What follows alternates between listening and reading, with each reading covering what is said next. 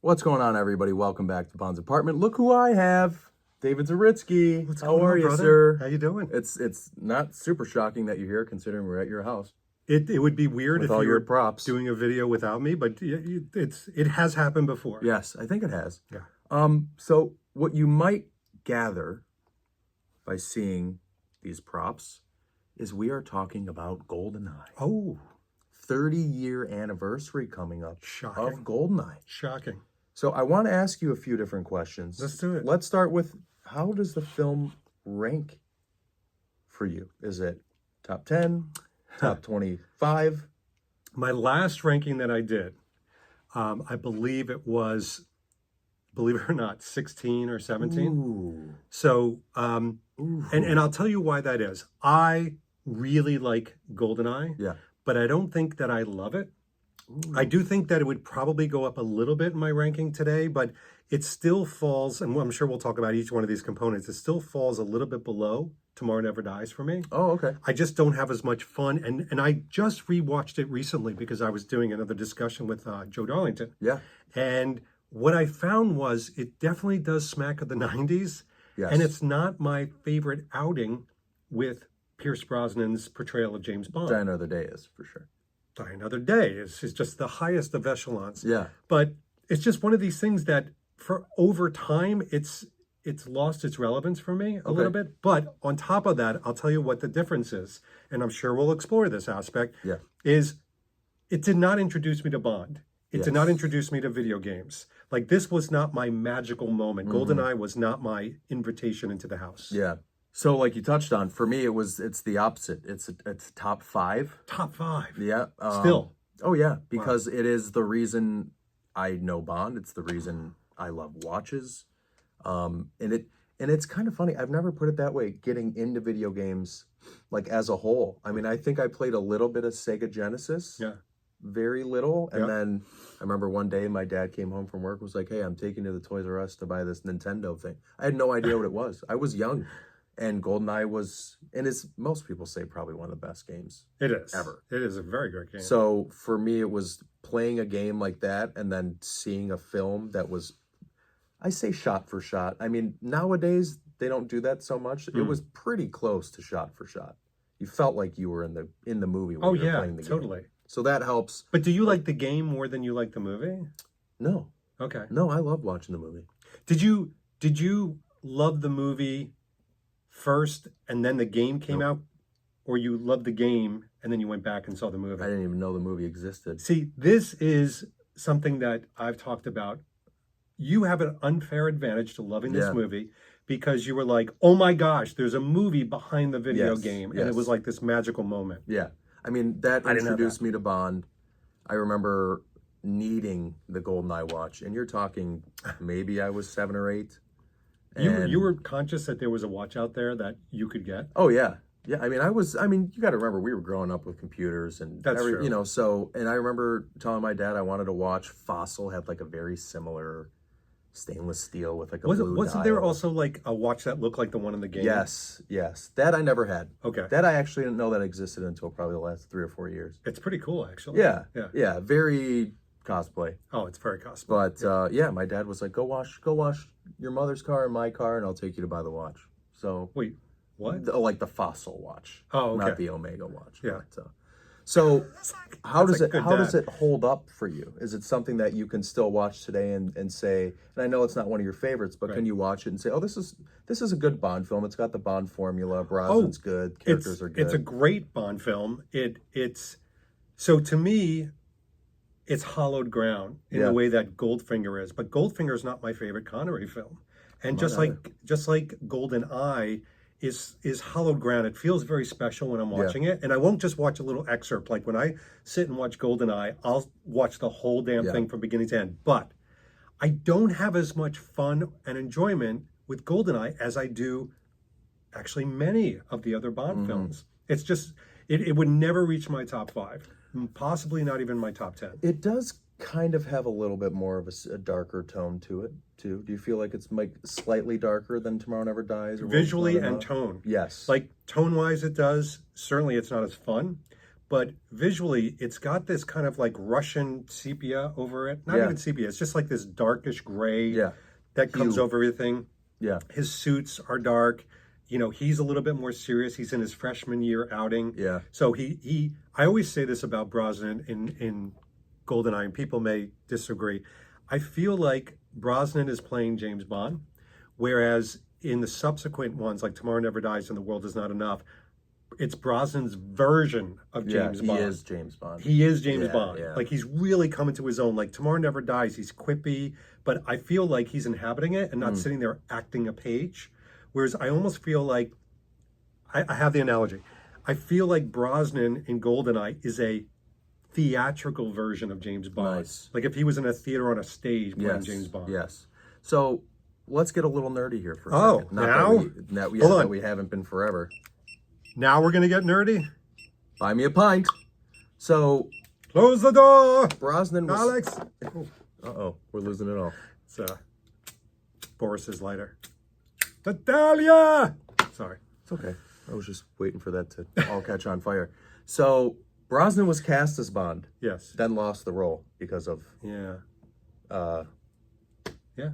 Remington Steele. Yeah. Do you think because he had it and then lost it and then finally had it, that he had just a little bit more of a chip on his shoulder and he played it differently, like a little less relaxed? Like it was like, it took me a lot more time and a lot more effort to actually finally be in this position. I don't know if I'd say he had a chip on his shoulder. I think it came with a lot of gravitas for him. Yeah. Like this was his holy grail role. There were some people that, and you hear this all the time from some James Bond actors of like, I didn't want the role, but, you know, I convinced myself, and people were saying you're stupid not to get the role. And I'm like, who are you? But he really wanted this role. Mm-hmm. So when he lost it and then got it again, I think the heaviness probably made him take it very seriously. To your point. Yeah, I agree. Yeah. So 30-year anniversary of it. Yeah. Where does it rank in your Brosnan films? I know it's at least above Die Another Day. It actually is above Die Another Day. I would certainly hope so. How about World Is Not Enough? No. Wow. I really like World Is Not Enough because here's the equation. I feel The World Is Not Enough is Brosnan's From Russia with Love. Really? Okay. Oh yeah, I think the intrigue, the spy, the espionage, I think has a maturity about him that Connery had in From Russia with Love. I think that the betrayal aspect is really there. I like the storyline. I like the multiple bad guys, that it's a she, is it a he, who is it? Yeah. I like it all. And then Tomorrow Never Dies is my number one. Yeah. Brosnan, because it's got every Bond formula aspect I want. Yeah. Every single one. And as much as people get on Elliot Carver, I will say this, Alex Trevelyan is a much better bad guy than Elliot Carver. Yes. Elliot Carver is absolutely. a cartoon. Yes. Alex Trevelyan feels dangerous. Yeah. Yeah. So- Well, and then you've got the betrayal piece there too. Yeah, that's right. Yeah. Early on also. And even the henchman or henchwoman on a top is a better, more fun and interesting hench person than Stamper. Certainly is in Tomorrow Never Dies. Yeah. But if I take them as a whole, Goldeneye, even in the 30th anniversary, doesn't hold up to me like Tomorrow Never Dies does. Well, you know, I mean, I would say Tomorrow Never Dies is my second favorite Brosnan. Okay. Yeah. What's your third? World Is Not Enough. Or you can say Die Another Day for like 45 minutes of it. Yeah. So here's a real weird question. Yeah. What if Dalton kept going and Goldeneye was a Dalton film? How do you think that would have played out? Because everybody always said Dalton had kind of a darker kind of feel. Goldeneye, of the four Brosnan films, definitely the darkest. And then even how you commented the way he plays it. Do you think Dalton could have, that having been, would have been his third outing, it would have been maybe better? You've got a more mature Bond. He's done a couple films. He's kind of set in his way. Just like you said, World Is Not Enough is kind of when he really hits his stride. Would it be different to you? I've thought about this. Okay. And so here's how I feel about it. I feel like if Dalton had kept going like he had in License to Kill, with the same director and everything like that, I don't think it would be great. Really?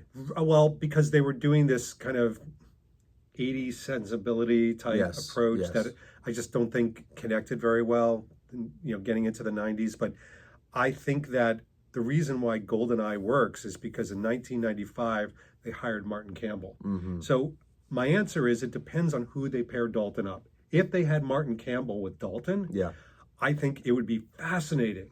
I actually like Dalton. I like I do watching too. him. I do But I too. will say this. Brosnan, his look, his swagger, and his charm got me into Bond. Dalton never did that for me. Yeah. I like his portrayal, don't get me wrong, but I never was like, oh, I really like the way Dalton Dresses does or- anything. Yeah. So it wouldn't have been as impactful for me having Dalton in that role. Good answer. So I don't know. with that said, and then Dalton, it most likely would have come out in 91 or 92 then instead of 95. Probably. So it would have been not necessarily rushed, but sooner and different things going on in the world. True. Probably no Martin Campbell for sure. Yeah, probably not. Interesting. Okay, so what about the theme song? What about Tina Turner?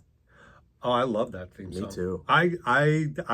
When, there's a benchmark when Bond fans listen to soundtracks and music in the car, and you have multiple ones on there. Which ones do you skip? Yeah. Which ones do you listen to a little bit, and which ones do you have to listen from beginning to end? Yeah. That's a beginning to end to me. Yeah. It feels so good of a Bond song. Yeah. So we'll do the devil's advocate again. So you two wrote the song. Tina Turner sang the Yes, song. correct. Yes. What if you two did it?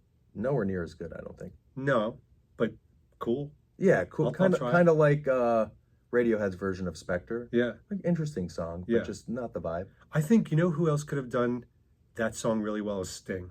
Yes. Oh yeah. I think, Did they ever consider anybody other than Tina Turner? Goldeneye, Do you know? all you have. What? But you'd only understand the last three words. Family Guy.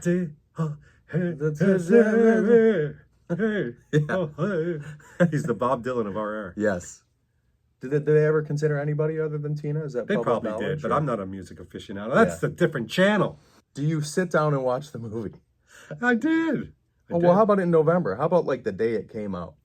Well, it depends. So I will say this. As much as I may not sound like the biggest cheerleader for the film, Yeah. if in November, which I would imagine they would have to, if local theaters or Regal Cinema did a 2-day event with showing Goldeneye again for the That'd be 30th cool. anniversary, I would be there, you would be there. Both days?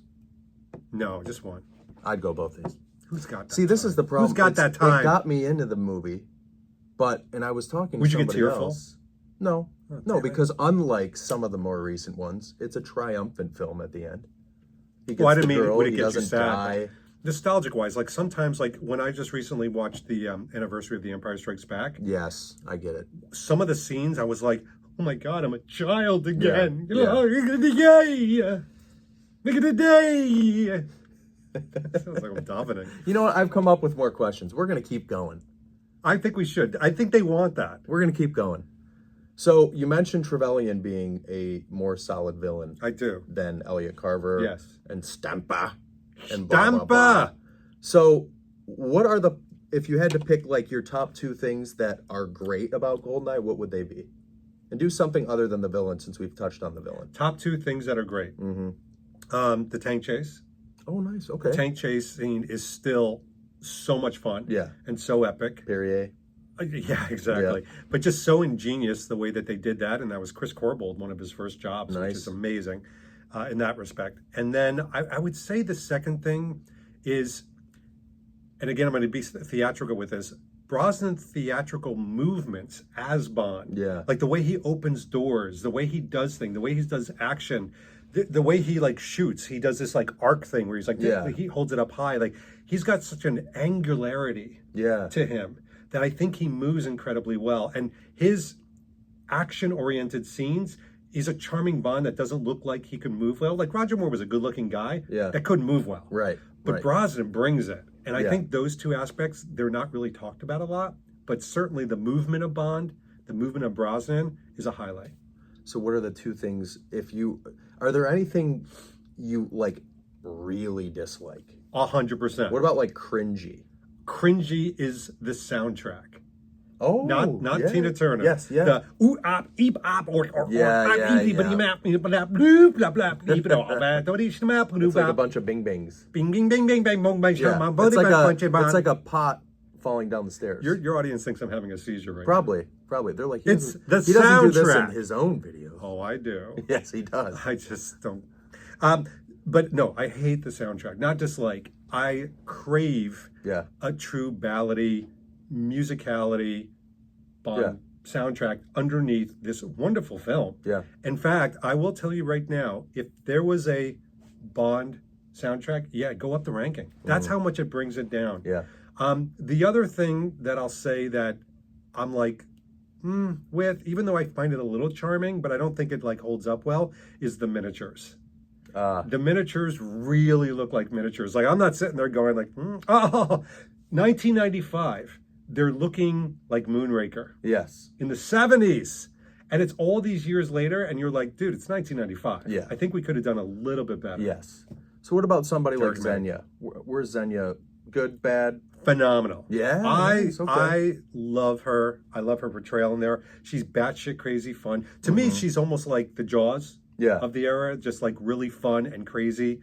And I love the sexuality of Yeah. her, and that she's like gives it to Bond as much as he gives it to everybody else. Right. No, I think that's great. So she's one where her, like, the inevitability of her trying to kill you almost doesn't stop you from being like, well, I still want to. I still want to get a Right, good 'cause squeeze. she's just like so. I mean, she's sexy. If But you gotta go, that's yeah. the way to go. Yeah. Oh yeah. He went. So He went with wink and a smile. There he is. Rest in peace. He went with a smile. He looks like the young version of the Captain of the Titanic. So that scene in particular, you don't think By the it's way, super there- corny? There she is, getting onto the Xenia Manticore. Onatopp, fighter pilot. I don't think it's that corny. I really don't. I'll tell you what. I'm surprised you haven't asked me, knowing you, a question about how does the style I was of Goldeneye just going to. just go in my eye. Because of course, when I think of that scene, I think of when Bond eventually ends up on that yacht.